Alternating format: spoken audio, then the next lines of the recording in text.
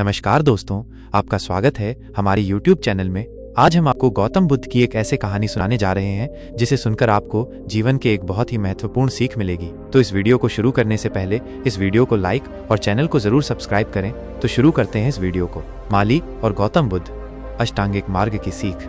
बहुत समय पहले श्रावस्ती के पास एक सुंदर बगीचा था। वहाँ एक माली रहता था जिसका नाम सुमन था। वो पौधों और फूलों की देखभाल में अपना जीवन बिता रहा था, लेकिन भीतर से बेचैन था। उसे लगता था कि जीवन में कुछ कमी है, कुछ ऐसा जो उसे पूर्णता की ओर ले जाए। एक दिन गौतम बुद्ध अपने शिष्यों के साथ वहां से गुजरे। जब सुमन ने उन्हें देखा तो उसके हृदय में शांति का भाव जागा। उसने बुद्ध के पास जाकर प्रणाम किया और विनम्रता से पूछा, भगवान, मैं जीवन के असली अर्थ को समझना चाहता हूँ, क्या आप मुझे मार्ग दिखा सकते हैं? बुद्ध ने मुस्कुराते हुए कहा, सुमन, जीवन एक बगीचे की तरह है। यदि तुम इसे समझो तो जीवन का सत्य भी तुम्हें स्पष्ट हो जाएगा। मैं तुम्हें अष्टांगिक मार्ग बताऊंगा जिससे तुम अपने जीवन को सुख, शांति और मुक्ति की ओर ले जा सकते हो। सम्यक दृष्टि। बुद्ध ने कहा, सुमन, जैसे एक माली को यह समझना आवश्यक है कि कौन सा बीज कहाँ पनपेगा, वैसे ही मनुष्य को यह समझना चाहिए कि जीवन का सत्य क्या है। जीवन अनित्य है, दुखमय है और अहंकार से भरा हुआ है। यदि हम इसे स्वीकार कर लें तो हमें सही दृष्टिकोण मिल जाता है। सुमन ने सोचा, मैंने कई बार देखा है कि कैसे कुछ पौधे उगते हैं और कुछ मुरझा जाते हैं। सब कुछ परिवर्तनशील है, यही जीवन का सत्य है। सम्यक संकल्प।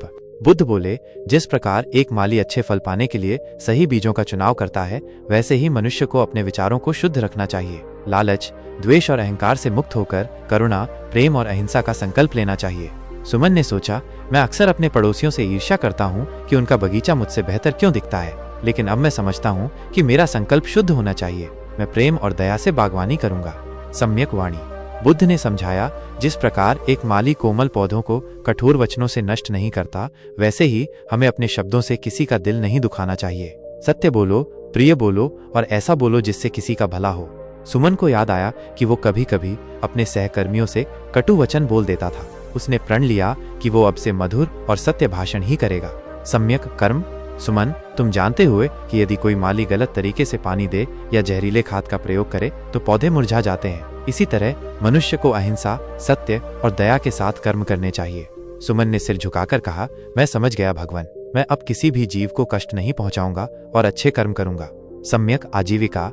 बुद्ध बोले, सुमन, जैसे एक माली को शुद्ध बीजों का उपयोग करना चाहिए, वैसे ही हमें अपनी जीविका भी सही तरीके से कमानी चाहिए। किसी भी जीव को कष्ट देकर कमाया गया धन तुम्हें कभी शांति नहीं देगा।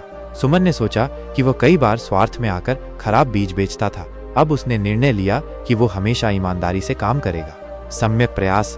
बुद्ध ने कहा, जिस प्रकार पौधों को समय समय पर पानी और धूप की आवश्यकता होती है, वैसे ही हमें भी अपने जीवन में सतत प्रयास करने चाहिए। गलत आदतों को त्यागना और सही कार्यों को अपनाना ही सफलता का मार्ग है। सुमन ने निश्चय किया कि वह आलस्य छोड़कर अपने जीवन को बेहतर बनाने में निरंतर प्रयास करेगा। सम्यक स्मृति। सुमन, जब तुम बगीचे में काम करते हो तो यदि तुम लापरवाह हो जाओ तो पौधे सूख जाते हैं। इसी तरह जीवन में भी हमें हर क्षण सजग और सचेत रहना चाहिए। सुमन को एहसास हुआ कि वो अक्सर अपने मन को भटकने देता था, लेकिन अब से वो हर कार्य में पूर्ण रूप से उपस्थित रहने का प्रयास करेगा। सम्यक समाधि।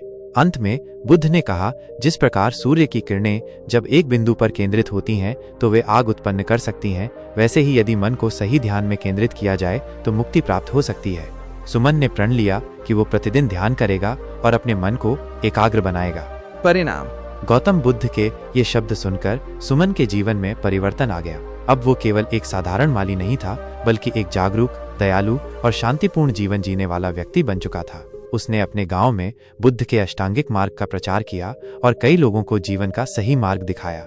सीख। इस कहानी से हमें ये शिक्षा मिलती है कि यदि हम जीवन को एक बगीचे की तरह समझें और सही दृष्टिकोण, सही संकल्प, सही वाणी, सही कर्म, सही आजीविका, सही प्रयास, सही जागरूकता और सही ध्यान को अपनाएं, तो हमारा जीवन भी शांति और आनंद से भर सकता है। यह कहानी बताती है कि गौतम बुद्ध का अष्टांगिक मार्ग न केवल एक आध्यात्मिक प्रक्रिया है, बल्कि ये जीवन जीने की एक उत्कृष्ट कला भी है।